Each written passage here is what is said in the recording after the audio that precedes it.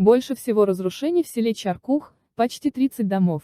Затем следуют Джамаат и Ворух, Сурх и Шахрак. Более 50 домов повреждены на территории Таджикистана в результате конфликта на границе с Кыргызстаном, сообщил пресс-секретарь мэрии Исфары Зубайдулла Шамадов. По данным специальной комиссии по определению пострадавших домов в Исфаре, в результате конфликта в общей сложности 55 пострадали домов вдоль границы, из них 17 домов были полностью разрушены, еще 38 нуждаются в ремонте, уточнили в пресс-службе.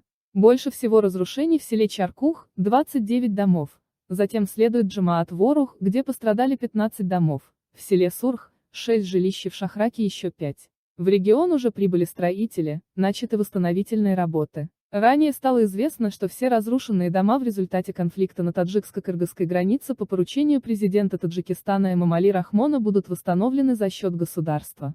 Председателю Сагдийской области Раджабу Ахмадзоде в течение 1 месяца поручено восстановить все дома граждан.